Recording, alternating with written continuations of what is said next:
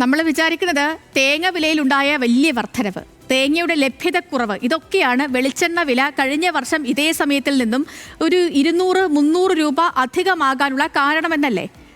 2024-25 സാമ്പത്തിക വർഷം ആഗോള ഉൽപാദനം എന്ന് പറയുന്നത് 36.5 ലക്ഷം ടണ്ണായിരുന്നു.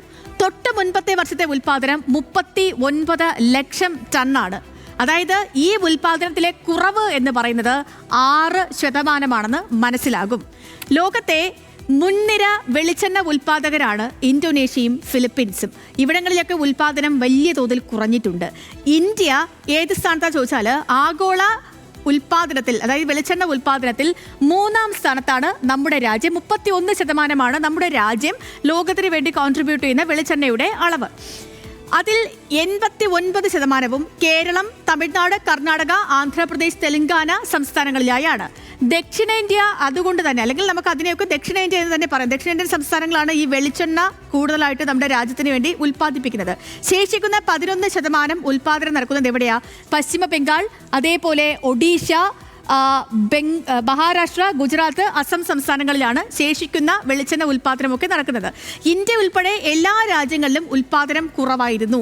മോശം കാലാവസ്ഥ തന്നെയാണ് ഇതിൽ വില്ലനായി പ്രവർത്തിച്ചത്. പക്ഷേ അപ്പോഴും ചോദ്യം അവശേഷിക്കുന്നുണ്ട്. എന്താണ് ആ ചോദ്യം? എങ്ങനെയാണ് 200% വരെ വില കൂടുന്നത് എന്നുള്ളത്.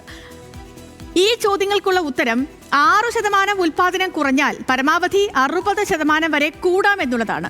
വെളിച്ചെണ്ണയ്ക്ക് സമീപകാലത്ത് കിട്ടിയ ഏറ്റവും നല്ല വിപണിയാണ് അമേരിക്കയിലേത്. അമേരിക്കയിലെ ഈ ചോക്ലേറ്റ് നിർമ്മാണത്തിന്റെ മുഖ്യ ഘടകം ഇതുവരെ കൊക്കോ ബട്ടർ ആയിരുന്നു. പക്ഷേ അത് ഈ വർഷം കൊക്കോ കുരുവിന് വില ഭയങ്കരമായിട്ടും ഉയർന്നുപോയി അമേരിക്കയെ സംബന്ധിച്ച്. അപ്പോൾ 1 ടൺ കൊക്കോ ബീനിന് $12,931 അടുത്തായി അതിൻ്റെ വില. ടെന്നിന് ഏകദേശം 11 ലക്ഷം രൂപ. കഴിഞ്ഞ വർഷം, അതായത് കഴിഞ്ഞ വർഷത്തേക്കാൾ 177% വർധനവാണ് ഉണ്ടായത്. അപ്പോൾ ഇതോടെ അമേരിക്കയിലെ ഈ ചോക്ലേറ്റ് നിർമ്മാതാക്കളെല്ലാം വെളിച്ചെണ്ണയിലേക്ക് തിരിഞ്ഞു.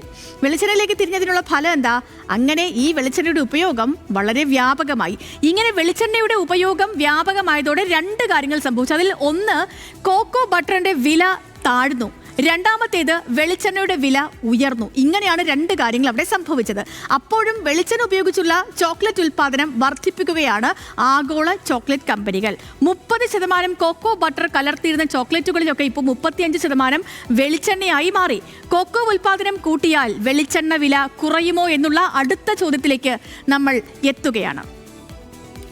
ഇല്ല എന്നാണ് ഈ ചോദ്യത്തിനുള്ള ഉത്തരം. കാരണം നമ്മുടെ കേരളത്തിൽ ഈ വീട്ടിലെ അവശ്യ വസ്തുവാണ് വെളിച്ചെണ്ണ, അല്ലേ? അപ്പോൾ ഈ ഒരു സാഹചര്യത്തിൽ വില കുറയ്ക്കാൻ ആഗ്രഹിക്കണോ എന്നാണ്, ഈ വില കുറയ്ക്കാൻ ആഗ്രഹിക്കണോ അതോ വില കൂട്ടുകയാണോ വേണ്ടത് എന്നുള്ളതാണ് വിപണി ചോദിക്കുന്നൊരു ചോദ്യം. വെളിച്ചെണ്ണയ്ക്ക് കിലോയ്ക്ക് വില 500 രൂപയിലേക്ക് എത്തിക്കഴിഞ്ഞു. എന്നാൽ കർഷകർക്ക് 1 കിലോയ്ക്ക് 50 മുതൽ 100 രൂപ വരെ അധിക ലാഭം കിട്ടും എന്നാണ് അർത്ഥം. ഒരു തെങ്ങിൻ തൈ കുഴിച്ചു വെച്ച് 10 വർഷമൊക്കെ കഴിയുമ്പോഴാണ് പൂർണ്ണമായിട്ടൊരു ഉൽപ്പാദനം നടക്കുക.